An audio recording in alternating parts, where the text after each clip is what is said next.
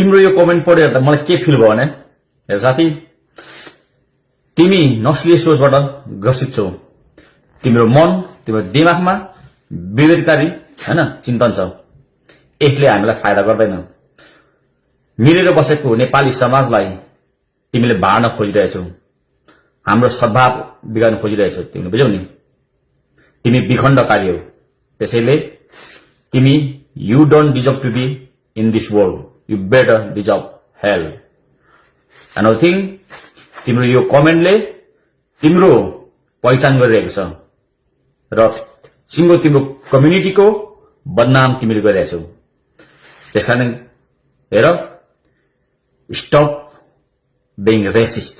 Okay, यसले हामी कसैलाई फाइदा गर्दैन। जय देश, जय माटो। तिम्रो यो कमेन्ट पढेर त मलाई के फिल भयो भने हेर साथी, तिमी नस्लीय सोचबाट ग्रसित छौ। तिम्रो मन, तिम्रो दिमागमा विभेदकारी हैन चिन्तन छ। यसले हामीलाई फाइदा गर्दैन। मिलेर बसेको नेपाली समाजलाई तिमीले बाँड्न खोजिरहेछौ। हाम्रो सद्भाव बिगार्न खोजिरहेछौ। तिमीले बुझ्यौ नि? तिमी विखण्डकारी हौ।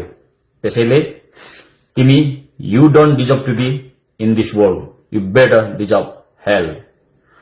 Another thing, तिम्रो यो कमेन्टले तिम्रो पहिचान गरिरहेको छ र सिंगो तिम्रो कम्युनिटीको बदनाम तिमीले गरिरहेछौ।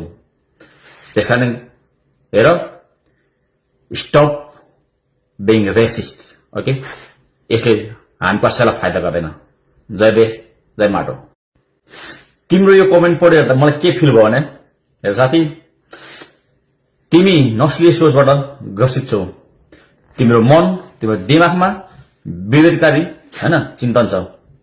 यसले हामीलाई फाइदा गर्दैन। मिलेर बसेको नेपाली समाजलाई तिमीले बाँड्न खोजिरहेछौ। हाम्रो सद्भाव बिगार्न खोजिरहेछौ। तिमीले बुझ्यौ नि? तिमी विखण्डकारी हौ। त्यसैले तिमी you don't deserve to be in this world. You better deserve hell.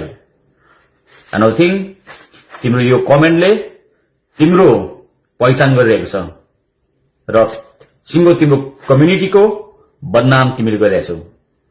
त्यसकारण हेर, स्टप being racist. ओके, यसले हामी कसैलाई फाइदा गर्दैन। जय देश, जय माटो।